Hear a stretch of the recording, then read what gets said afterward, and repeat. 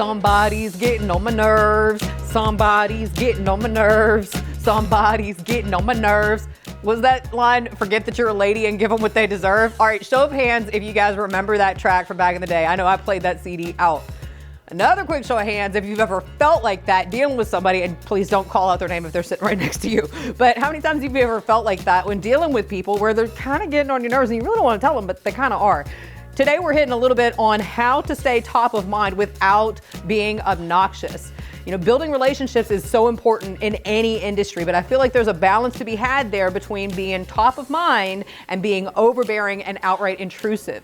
To navigate this challenge effectively, we're talking about some refined strategies for remaining memorable to your clients in all the right ways. Over the years, I know that this has ever been a thing that I have really not loved about social media. Now, I love that it gives me real-time access to so many people so I can meet and engage with new faces. Simultaneously, I really am not a fan of the fact that it gives such easy access to me, and I don't mean that in a mean or a bad way, but I can go a little batty sometimes, feeling like I'm being completely bombarded by people in my inbox trying to sell me stuff, and it just always feels like it's just somebody on the other side of the screen trying to like manipulate me into a sale. Nobody likes feeling that way. No lie, I know I have wrestled with this many a times over the years, as I really appreciate the hustle. I don't want to be mean to people. I appreciate that they're trying to put themselves out there, but then there's part of me that also, you know, feels guilty as I'm like, I just don't really want to have to deal with that. I'd never mean to be discouraging, but then I wonder how many others feel this way and want nothing to do with us when we unintentionally send the wrong vibe and messaging in our efforts to stay top of mind. So how do we put ourselves out there to foster those connections without making people feel this way and without making them quietly just run from us? Today, I thought it would be a good idea to hit on a few things that we can do to navigate this a little bit better, but this is surely not the end all on this discussion. So if you have tools and strategies that have worked for you, I would really love to hear them. So make sure you drop them in an email, note, comment, whatever. Tell me all about it. But for now, let's dive into the few key points that I had lined out for today. First of all, being lead with value. I'm a big proponent of this. You got to take the time to really ponder the genuine needs of your ideal client. What is really weighing on their mind right now? What life things are they experiencing? And what are some ways that you can help to alleviate that? How can you offer straightforward solutions that directly address their needs or help them reach their goal? Presenting simple and effective solutions that resonate with their core issues shows that you have concern for them, along with your readiness to relieve their problems and help them meet that goal. Number two, I'm going to say to be authentic. You guys are going to hear me harp on this over and over again. Authenticity is so key, though it's often easier said than done, especially where in the professional realm, we want to, you know, wear the suit, and we find it hard to navigate around trying to maintain a sense of genuineness while also feeling pressured to conform to certain expectations or personas that fit the suit that we're showing up in. Me personally, I can't stand false pretenses and disingenuous tactics that people try to employ to get sales out of me. It always makes me feel more like they're trying to manipulate me and prompts me to pull away as fast and far as possible. Still, I don't think that people really mean to do this. I think that it unintentionally happens when they are trying to figure out how to bridge that gap between who they are and who they think their audience needs them to be in that moment. Now, I would say that bearing all hardly sounds like a good strategy, but I would highly encourage you to really assess what points of your values, your personality, maybe your character are possibly a little more fitting with your audience than what you once thought. I know professionally, I wrestled with this for a very long time. On the one hand, I've long been right at home in a suit and stilettos. On the other hand, I'm well known around many gyms across the country. I'm 38, I'm not dead, I'm not done, and I've often been described as classy but will throw hands. Yes, I'm standing here right now with makeup covering a black eye that I got doing just such things where my partner beat me to the punch. You know, I felt like for years though that I had to create this distinct separation between the different facets of me. Looking back though, every time I would see me in pastels or pink anything, I would freaking cringe and felt like such a sellout that wasn't being true to myself. I was trying to fit the image of what I thought people wanted to accept me as a professional. My own pivot point came when I accepted, you know what? Yes, I am classy, but absolutely will throw hands, but only by invitation or provocation. I'm a protector type, not a bar brawler.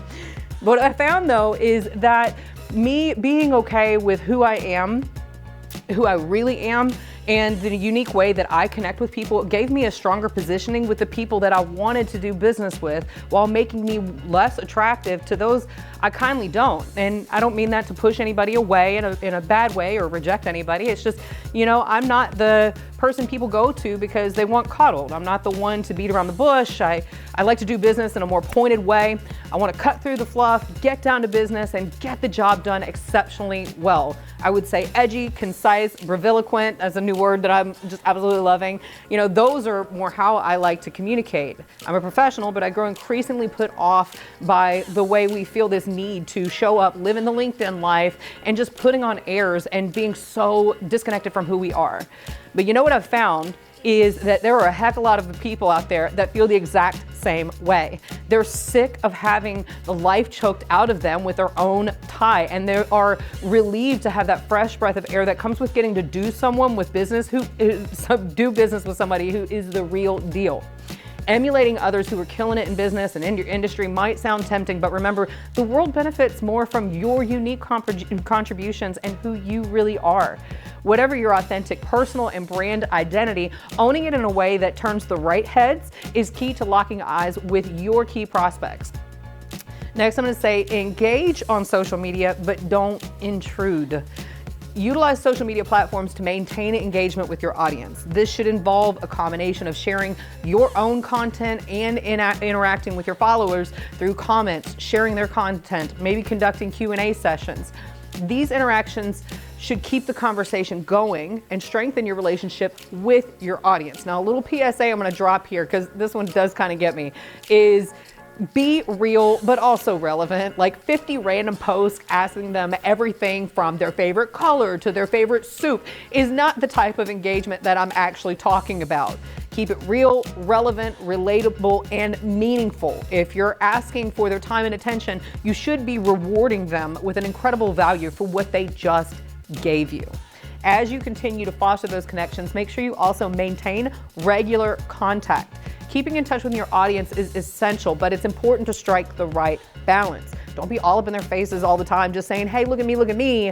Like, show up at a time that is, ideal, relevant, maybe consistent, but not all the time.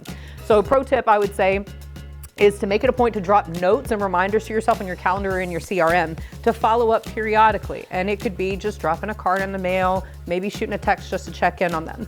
If you haven't heard anything in a while, dropping a note for reconnection is not necessarily a bad thing, and it's a great way to say that they're still on your mind. With those notes, you might also drop reminders to yourself, like maybe how you met or, other things that are important to them. And this is not to use it as a sleazy tactic, but to genuinely care about people and what they're going through, the lives that they're living. Who are their kids? What are their interests? What are some milestones and cool things that have been happening in their lives, their families, and their work? What are some upcoming events that you would love to see them at? If you're into networking and they are also into networking, send them an invitation and catch them there. Make sure that when you do this, you personalize the interactions, that you're mindful of who the person is that you're actually communicating with. So again, those notes are going to help with that. So you have something to look back to, and you can come to them with relevant conversation that helps you foster that connection over the long term. Last point for today is I'm going to say to be on top of your game for them, right? Stay on top of your industry, the news, the trends, and share those insights with your audience. Staying informed and sharing your knowledge positions you as a thought leader in your field. Times are ever a-changing.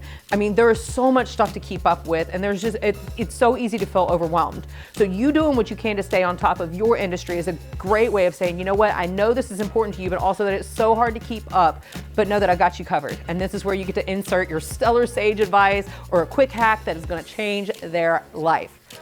Building meaningful relationships requires consistent effort and a strategic approach. By offering value, ensuring that you're doing so with authenticity, engaging effectively, maintaining regular contact with personalized interactions, and staying informed, you can remain memorable to your audience in the most positive way possible. So, what are some ways that you like to maintain strong connections for the long haul? What are some things that you found work for you? I'd certainly love to hear more about it, so make sure you drop it in the comments below or shoot me an email at onbrand@oxendiron.co. Would love to connect with you further on this topic.